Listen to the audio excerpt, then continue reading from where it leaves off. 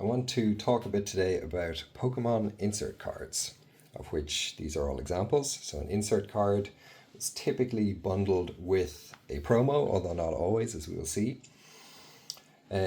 Just to touch on the scope of this collection, so this is Wizard of the Coast era, starting in 1999, working our way through to early 2001, sort of base set through to gym challenge kind of era.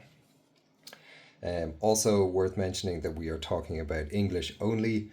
Many of these cards had localizations in different languages, different variations. Even within English, there were different variations. So this is by no means an exhaustive collection, but these are just a few of the ones I have here.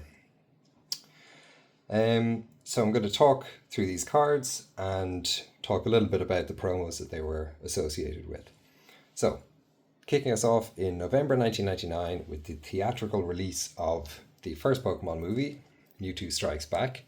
If you went to the theater to see that movie, you would have received one of these four Black Star promos. Promo number 2, 3, 4, or 5, with the famous golden Warner Brothers stamp.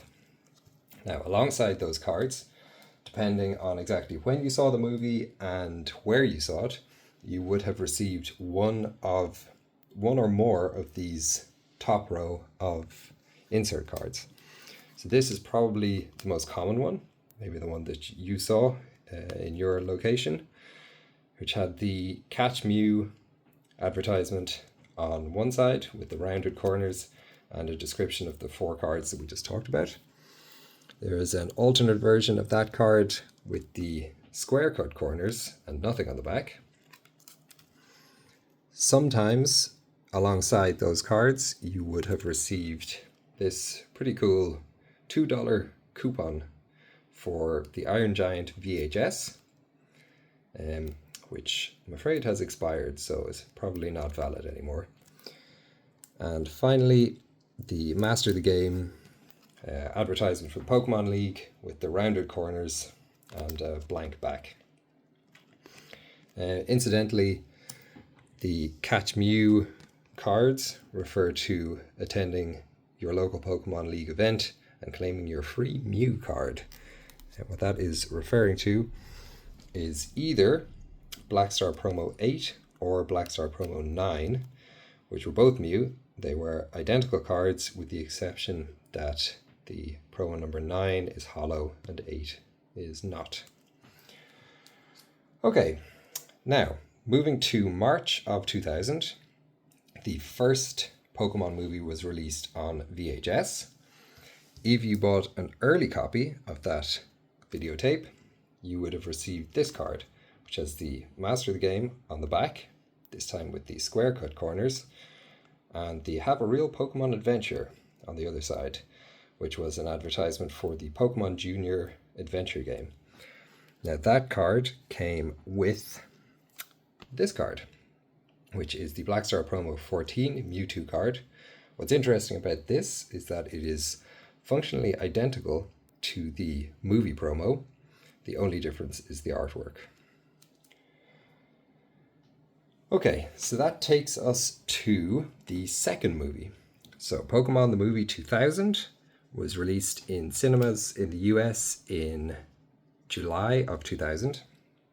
If you saw it within the first week of release, you would have received the legendary Ancient Mew, which is one of my all-time favorite cards, with the holographic front and back. And it came with this card, which described Ancient Mew. You were to fill in details on the back, and if you brought this completed to your Pokemon League event, you would get some merch. Now, following on from the first week of the theatrical release, if you went after that point, you would have received one of the three legendary birds. So Black Star Promo 21, 22, and 23, Moltres, Articuno, Zapdos. Alongside one of those cards, you would have received the Legendary Birds insert card. So this describes the birds. It has a little crossword on the back. Surprise, surprise, the answers are Moltres, Articuno, and Zapdos. And again, you could win prizes for turning that in completed to a Pokemon League event. Now, later in 2000, we get to this card. So this is a super obscure insert card, and shout out to the guys on Elite Forum for tracking this down and helping me get my hands on one.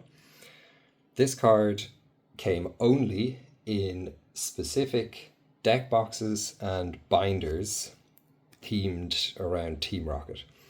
So it's the Team Rockets on the loose, describes the Rocket set, and then again an encouragement to go and join your local Pokemon League.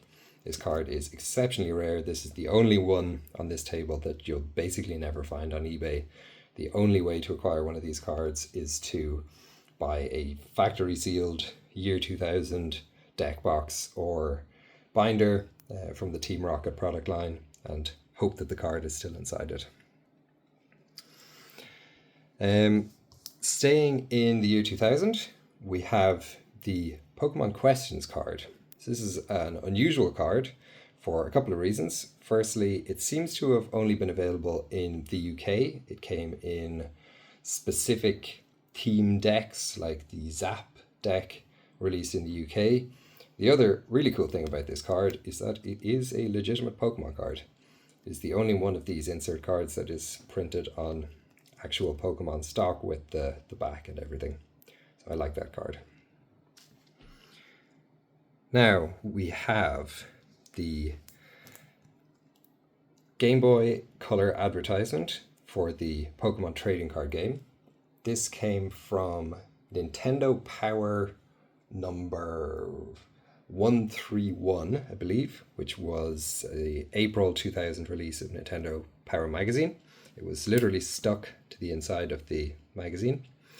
You can see this picture is odd. The reason for that is if you look closely, the whole card is a flapper card, one of these, changing, you fold it in various different ways and you get different pictures.